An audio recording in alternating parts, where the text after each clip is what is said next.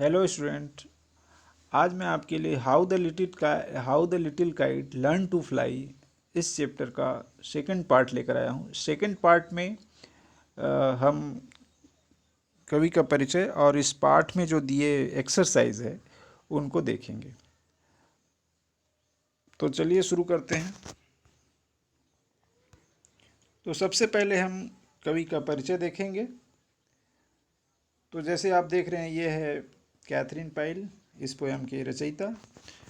तो Katharine Pyle was born in Wilmington on November 22, 1863। Katharine Pyle का जन्म हुआ था 22 नवंबर 1863 को विल्मिंगटन में। विल्मिंगटन एक अमेरिका का शहर है, या यूं कह लीजिए कि अमेरिका में एक राज्य है नॉर्थ कैरोलिना, वहाँ पर ये शहर पड़ता है। और विल्मिंगटन को पोर्ट सिटी के रूप में भी जाना जाता है। आगे देखते हैं। इन 1879 while a 16-year-old student at Wilmington's Mrs. Happ's School, her poem Peeping Shepherd was published in Atlantic Monthly। 1879 में जब ये मात्र 16 साल की थी और विल्मिंगटन्स की मिसेस हैप्स की स्कूल में पढ़ाई करती थी, तब इनकी पोयम पिपिंग शेफर्ड, इनकी पोयम पिपिंग शेफर्ड प्रकाशित हुई थी अटलांटिक मंथली में। अटलांटिक यानी एक मैगजीन का नाम है जो कि मंथली प्रकाशित होती थी, उसमें इनकी पोयम द पिपिंग शेफर्ड प्रकाशित हुई थी, मात्र जब ये 16 साल की थी। During her career she wrote and illustrated about 30 books. इन्होंने अपने पूरे जीवन काल में लगभग 30 किताबें लिखी और उनका इलस्ट्रेशन किया। And illustrated A number of books by other authors, और इन्होंने दूसरे लेखकों के किताबों का भी इन्होंने इलस्ट्रेशन किया, जिसमें अन्ना सेवेल्स के, including Anna Sewell's Black Beauty in 1923। जो इन्होंने दूसरे लेखकों की किताबों का इलस्ट्रेशन किया उसमें अन्ना सेवेल्स, इसमें अन्ना सेवेल्स की किताब का क्या नाम है, black beauty.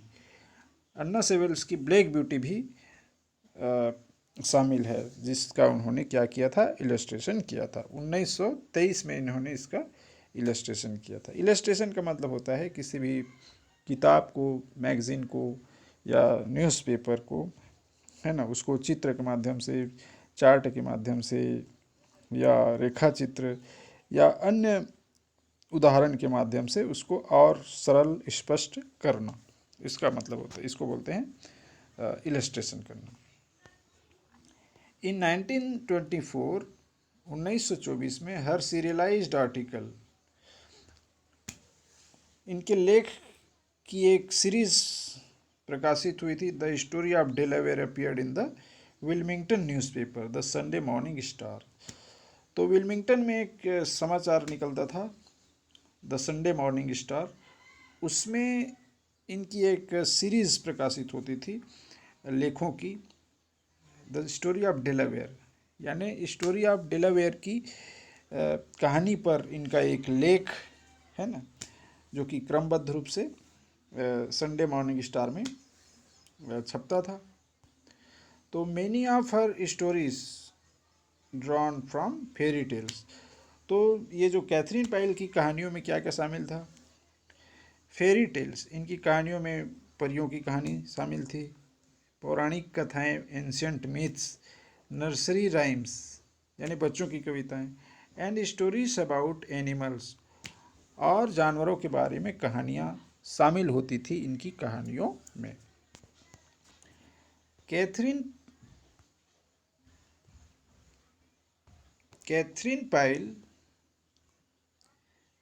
Pile died on February 1938।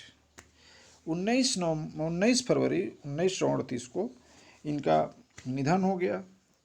At her resident, अब इसके निवास स्थान में, इसके निवास स्थान का एड्रेस है 804 या 804 नॉर्थ फ्रैंकलिन सेंट विल्मिंगटन। तो 804 नॉर्थ फ्रैंकलिन सेंट विल्मिंगटन में इसका निधन हो गया 19 फरवरी 1938 को। ये ST का मतलब होता है, ये STS इसका मतलब होता है सेंट, है ना। तो चलिए अब आगे जाते हैं, इस पार्ट में जो एक्सरसाइज दिए हैं उसको देखते हैं। उम्मीद करता हूँ कि ये इस पोएट के बारे में जानकारी काफ़ी होगी। ये अब इस पार्ट में जो दिया है मीनिंग इन कॉन्टेक्स्ट, इसको देख लेते हैं।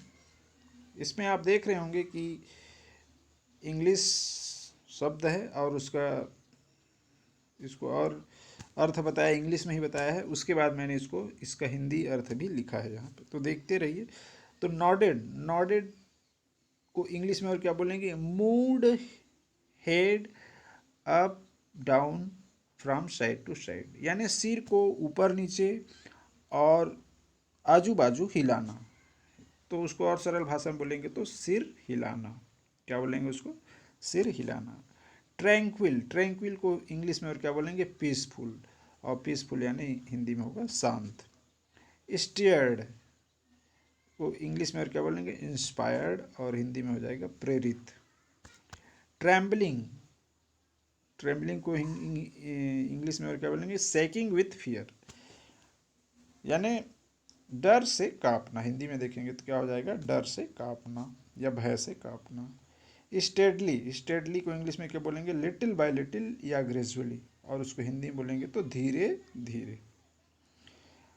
सेल्ड, सेल्ड यानी तो फ्लू ऑब्लिक मूड स्मूथली, यानी फ्लू यानी उड़ा, है ना। उड़ा यानी अबाध गति से बिना रोक टोक के उड़ा आकाश में, यानी जो पतंग के बारे में इसमें कहा गया है। वर्लिंग, वर्लिंग को इंग्लिश में बोलेंगे moving round round, round round है ना, ऐसे गोल गोल घूमना। हियर एक्सप्रेसिंग थिल, यहाँ पे वो घूम रहे थे अपने रोमांच को प्रदर्शित करते हुए, तो गोल गोल घूमना, वर्लिंग का मतलब गोल गोल घूमना, रोमांच दिखाते हुए यहाँ पर। ठीक, तो ये शब्दार्थ हुआ मीनिंग इन कॉन्टेक्स्ट। आगे देखते हैं। इस टेबल में कहा जा रहा है, in the table given below there are some sentences from the poem in column A, in column B put a tick mark on who said this sentence, the big kite और the small kite. तो ये जो देख रहे हैं exercise, इसमें दो column बने हैं, कॉलम ए और कॉलम बी।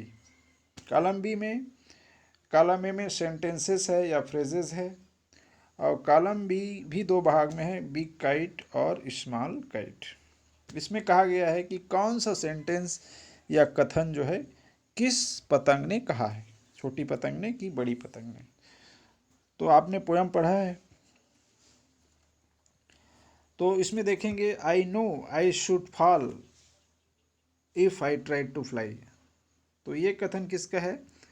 निश्चित रूप से ये कथन है स्मॉल काइट का, क्योंकि स्मॉल काइट कहती है कि मैं जानती हूँ अगर मैंने कोशिश की उड़ने की तो मैं गिर जाऊंगी। तो ये कथन स्मॉल काइट का है।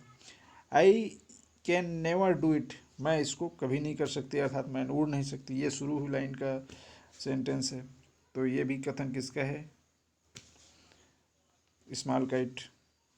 ट्राई, ओनली ट्राई, ये कथन है बड़ी पतंग का, क्योंकि उसने उसका हौसला अफजाई करने के लिए कहा था कि उड़ो उड़ो, केवल उड़ो।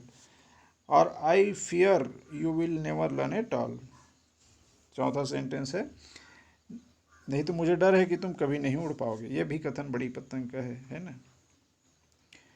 I am afraid I will fall, मैं भयभीत हूँ मैं गिर जाऊंगी, ये कथन है छोटी पतंग का। Oh well goodbye I am off, तो परेशान होकर बड़ी पतंग जो है उसको गुड बाय करके उड़ जाती है, तो ये कथन बड़ी पतंग का है। Oh how happy I am, जब वो उड़ने लग जाती है छोटी पतंग, तब खुशी के मारे कहती है हाउ हैप्पी आई एम, तब ये कथन हो गया छोटी पतंग का। And all because I was brave and tried, ये लास्ट सेंटेंस है पोयम का, तो ये भी कथन छोटी पतंग का है। तो ये एक्सरसाइज है ना। ये आगे अगला एक्सरसाइज है, टिक द अप्रोप्रिएट आंसर। ये मल्टीपल चॉइस क्वेश्चन है, ये पेपर में आता है आपके। The big kite flu away because, यहाँ पे कहा जा रहा है कि बड़ी पतंग जो है उड़ गई क्योंकि। तो इसमें 4 ऑप्शन दिया है क्यों उड़ गई। ही वॉज काइंड, क्योंकि वो दयालु थी वो पतंग। He wanted to encourage the little kite, कि वो छोटी पतंग को इनकरेज करना चाहती थी, उसका उत्साह बढ़ाना चाहती थी, इसलिए उड़ गई। ही वॉज क्लेवर, वो चतुर थी इसलिए उड़ गई। या ही वॉज बोल्ड, या वो बहादुर थी इसलिए उड़ गई। तो बड़ी पतंग इसलिए उड़ी क्योंकि वो छोटी पतंग का क्या करना चाहती थी, उत्साहवर्धन बढ़ाना चाहती थी। ठीक, तो ये वाला है इसका answer. In the beginning the little kite was, शुरू में छोटी पतंग की मन स्थिति कैसी थी। इंस्पायर्ड थी, वो प्रेरित थी, उड़ने के लिए लालयित थी। या नॉट कॉन्फिडेंस, या उसमें विश्वास नहीं था उड़ पाने का। या थ्रिल्ड, रोमांचित थी। या एक्साइटेड, उत्साहित थी। तो इंस्पायर्ड तो थी नहीं वो, क्योंकि इंस्पायर्ड करने का काम बड़ी पतंग ने किया उसको। थ्रिल्ड, वो उत्साहित रोमांचित तो थी नहीं, बाद में उसको रोमांच आया। और एक्साइटेड, उत्साहित भी नहीं थी। तो इसका उत्तर आएगा नॉट कॉन्फिडेंट, वो विश्वास नहीं था उसको उड़ने का। और the little kite succeeded because of, छोटी पतंग को सफलता मिली किसकी वजह से। तो ये 4 ऑप्शन दिया है बिग काइट की वजह से, तो ये ऑप्शन नहीं है। हिज एफर्ट्स, उसकी मेहनत से, कि हवा की वजह से और अन्य पतंगों की मदद से। तो बिग काइट की वजह से उसको सफलता मिली नहीं, या हवा की मदद से भी उसको सफलता नहीं मिली, और न ही दूसरे पतंगों की मदद से उसको वजह से उनको सफलता मिली। तो उनको सफलता मिली हिज एफर्ट्स, वो छोटी पतंग की स्वयं की मेहनत है ना, स्वयं के प्रयास की वजह से उनको सफलता मिली। तो यहाँ पे तीसरा का उत्तर आएगा हिज एफर्ट्स। उम्मीद करता हूँ ये एक्सरसाइज आपको स्पष्ट हो गया होगा। आगे देखते हैं, ये जो क्वेश्चन आंसर है, question answer, what was the little kite afraid of. प्रश्न है, what was the little kite afraid of, छोटी पतंग किससे भयभीत थी, किससे डरी हुई थी। तो इसका आंसर है the little kite was afraid of flying up in the sky. जो छोटी पतंग है वो आकाश में उड़ने से भयभीत थी, या उड़ने से डरती थी, है ना।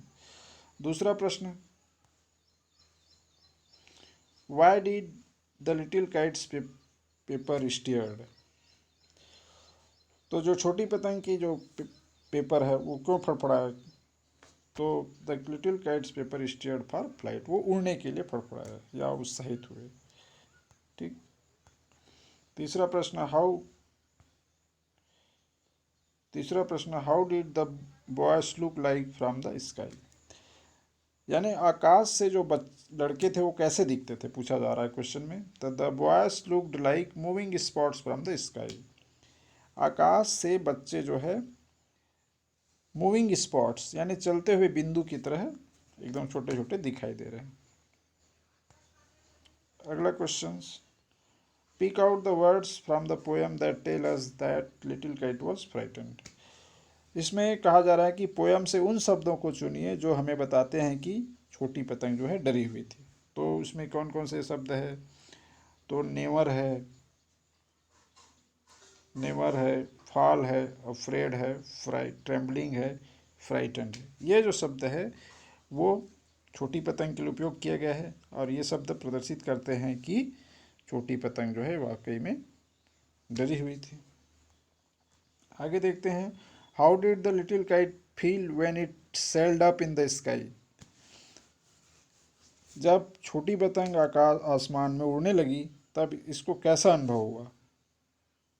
The little kite felt thrilled with fright when it sailed up in the sky. जब छोटी पतंग आसमान में उड़ने लगी तब इनको रोमांच का अनुभव हुआ, है ना। विथ थ्रिल्ड विथ प्राइड, ये गर्व से, है ना, ये रोमांचित हो गई क्योंकि इसको उड़ना आ गया। Who are the little kites companion in the sky. अब इसमें पूछा जा रहा है लास्ट क्वेश्चन में, who are the companions of little kites.